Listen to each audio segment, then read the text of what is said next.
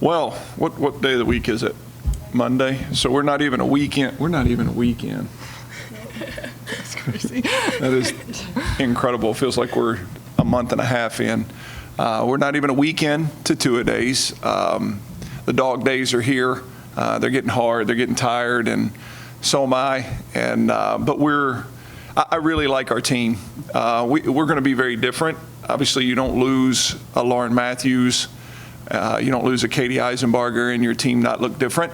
But, you know, as I told this team this morning, this is a far more complete team than the one we had a year ago. We had some things we were covering up and just found a way to make it through on. And we had weaknesses that people attacked. And I really think that this team has a chance to be very complete. They're going to be very difficult to beat. There's you know, you lose a Lauren Matthews, it hurts you. There's no doubt about that. You don't just walk somebody else out there and expect to keep moving. But collectively, I think this is a better group. And so I'm excited to see where we head. We've had a good opening week of camp, and I think we're going to have very few weaknesses. Teams are going to have to beat us. And so I'm excited about these three and the way they're leading our team, and we're looking forward to finally getting started Thursday with our exhibition in Rupp Arena. The bar has been set so high for this program. The players, even preceding this, have kind of helped set that bar. Mm-hmm. I know it's like asking which one's your favorite child, but where do you kind of see this team when you compare with some of the other teams? That's an interesting question, because I don't know where this team is headed. I can tell you I'm as confident as I've ever been that this will be a really good team. Now, what that means with the schedule we're playing and, you know, what it means with the new look league and all that kind of stuff, I really can't answer that. I can't sit here and tell you that I know this team's going to be in the NCAA tournament and win it. We're going to be one of the teams that can, but I'm just telling you, I have a real sense of calm and confidence in this group. We have a lot of veteran players. We got a lot of kids that really know how to play. We've got high character kids. Like these three kids right here are everything you could want to, you know, in seniors. And so I'm really confident in this team. You know, our schedule, we didn't know what Conference USA necessarily was going to look like or what this conference schedule was going to look like. And so, you know, we scheduled probably a little bit too aggressively, especially early on. I mean, we're playing, you know, Marquette, who may be top 10 when the top 25 comes out. We're playing Marquette in week 1. We're playing at Dayton, who wins the A-10 about 9 out of every 10 years, which is going to be tremendously difficult. We play those two matches on the first day of the season. And then we have to go to Penn State the next weekend. And so, you know, from a win-loss standpoint, I'm not telling you we're going to come out of the gate, you know, 9-0 or anything like that. But I can tell you I really like this team. I really think we're going to be a hard team to beat when we get committed to doing all the little things well. We don't have any big weaknesses. We've just got to be consistent, and we're working every day to make that happen. The players, when you hear Travis's confidence like this, what's that do for you guys, knowing, you know, how confident your coach is in your ability? Grab it. Oh, it's like That's close enough. It's nice to hear, especially with how we have been in practice. Just we want to be a together team, and so hearing that we can do that and we can be really, really good it's encouraging, and it's really nice. And it's exciting to see what our team is going to be like and the players that we have. So yeah. Cam? Yeah, I think it's very exciting because, you know, Travis has all the trust on us, and so it's up to us to bring it forward, and, you know, we could really do anything. You know, the sky's the limit. So I'm really excited about that. He said he's challenged you guys. When you see that challenge ahead of you these first few weeks, what's the excitement level? How do you kind of approach that, knowing, I mean, you're running into buzzsaws right away? Oh my gosh, I'm so excited. I can't wait to play in those arenas. I can't play those people. Those teams are amazing, and just I get like shaky. Like I'm so excited to play.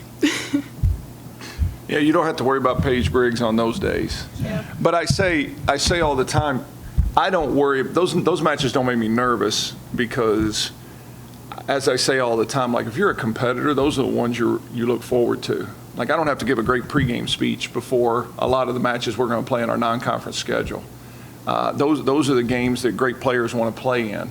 Okay, that's not going to be the challenge. We'll be ready to play, and we'll be competitive, and we'll be good, and we'll have a chance to win most nights. But you know, my biggest concern, if you will, is, you know, if we do take it on the chin a few times, where will we be collectively as a team? You know, because of that beast that we've built around here. You know, when I'm have a recruit on campus now and I'm showing them what our records look like for the last 10 years, and it's 31-4 and 32-3 and 29-3, and like that's unrealistic, especially with the schedule. That's unrealistic. But it doesn't need to be that. That's what I got to get these kids to understand is it doesn't need to be that. This is a schedule that we can lose 9, 10, 11, 12 games and still be an at-large consideration. And so they just have to stay the course and believe. If they believe in themselves as much as I believe in them, I know what the finished product's going to look like. We've got a lot of great pieces. We've got a lot of great depth. And we've got a star sitting down here on the end of the table that's won a lot of big matches for us here at Western Kentucky. And so it's all here. It's just a matter of that day where it all comes together. And that could be next week or it could be 4 weeks from now. But I promise you, you don't want to play us in October, November, because this is going to be a really good team at that point. You said there's no replacing, you know, last year. But when you hear him refer to you as the start Paige, how motivated are you to kind of, you know, take that step that Lauren took and take the step that the leaders from last year took and be one of the senior leaders with the other seniors over there? Yeah, I'm excited for this season. Just having it be my 5th year and having it be my senior year, just I'm grateful for it, and I'm so happy to be at WKU for it. I'm so excited. Yeah, you know, Lauren and Paige accepted each other over the last couple of years. They understood that was going to make us an impactful team. They, you know, again, Lauren was an All-American. Paige Briggs is an All-American too. She was an All-American last year as well, and she won a lot of matches for us. And I have the utmost confidence in her and her ability to lead this team. And you know, this won't be anything new for her. Her having to go out and carry a big load, shoulder a big load, that's not something new for her. She's done that here for a very long time, and she showed up in the biggest moments for a very long time. And I said this a lot last year. Lauren was the player of the year in the league. Paige Briggs was the most impactful player in the league. There's no one that impacts winning more than Paige Briggs does because of everything that she does as a player. She's an elite defender, an elite passer, a great blocker, can really serve it before you even get to offense. And so, you know, they were both great when they played side by side sharing the spotlight. But I'm excited for Paige to be able to really step to the center of that and not need her. That's the thing I got to get her to understand. I don't need her to do anything different. I don't need her to do more. I just need her to be her, and that light will shine brightly on her, and she will lead this team in a very good way. You mentioned the conference. Now that it's kind of shaken out a little bit, you know what to expect this year. You lose a lot of good programs, a lot of good rivalries, you gain some new teams. How do you see the conference kind of? Yeah, I think it's really going to be misunderstood. I think people are going to see that Rice is no longer in the league and just assume it's not as good, and that is absolutely incorrect. Look at the numbers.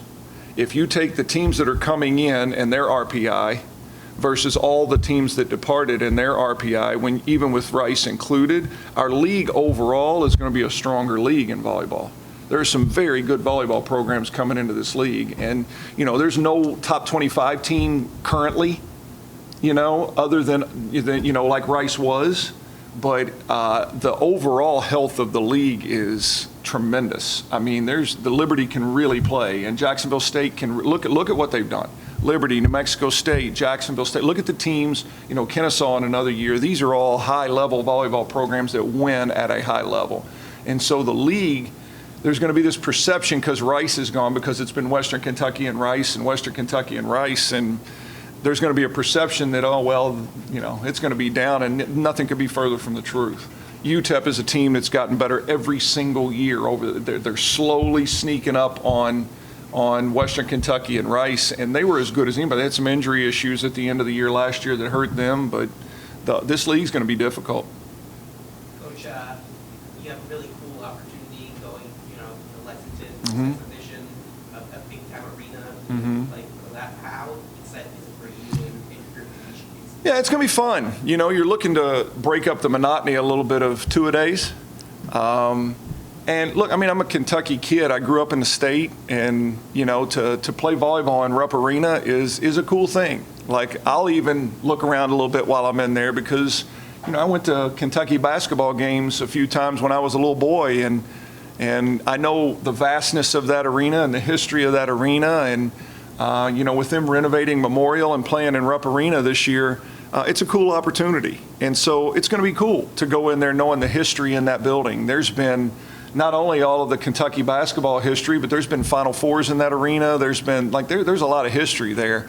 And if you would have told 10-year-old Travis Hudson he'd be coaching volleyball in Rupp Arena someday, that would have been a stretch. And so we're looking forward to that. And then, Kentucky, again, will probably be another top 10 team in the country in the preseason. And the opportunity to see where we are, especially with the early schedule we have, this is going to be invaluable. We're going to get exposed against Kentucky, and we need to before these matches matter. These exhibitions are not – the last question any fan needs to ask after we get back is, how did you guys do?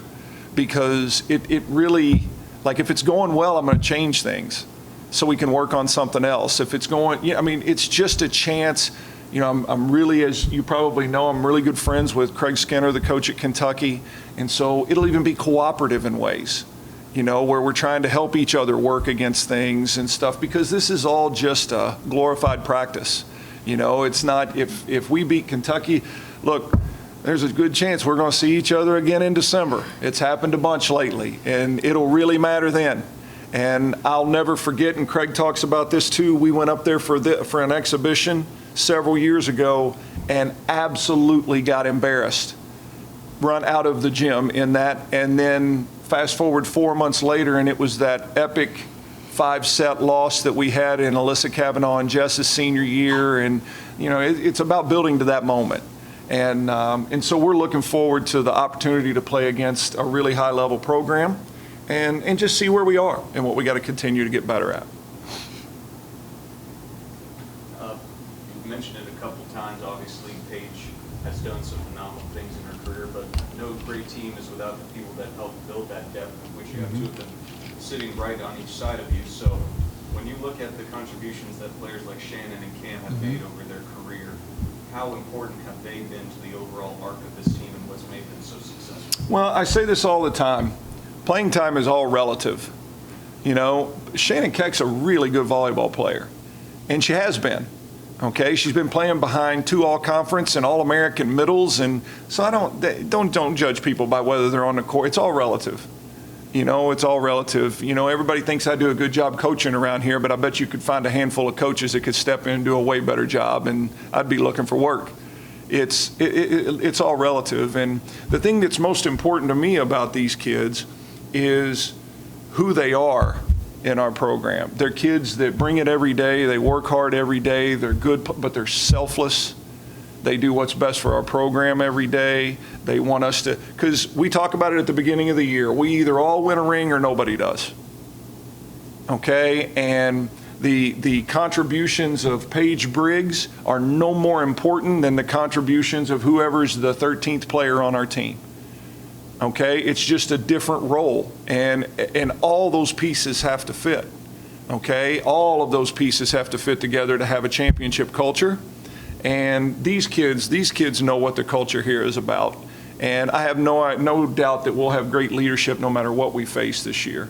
And we are, again, we've talked about Paige, but our depth is so much better this year than it's been in the last few years. We can not only go beyond Paige Briggs, but we can go beyond our starting lineup and find kids that can really help us win matches this year. So, that depth is going to serve us well.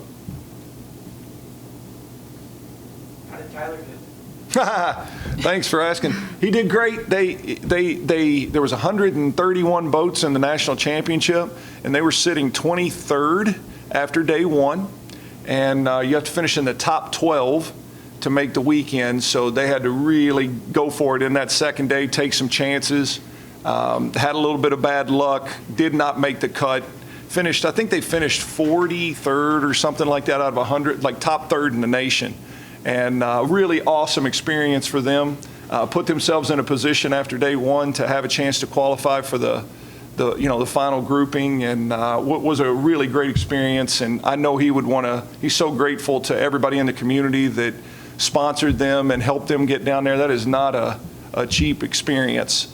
And but he's back, and maybe I'll get to. I was going to say maybe I'd get to use my boat every once in a while, but I guess that's probably done for me for the next 4 months. But we'll see. So what else? Anything else?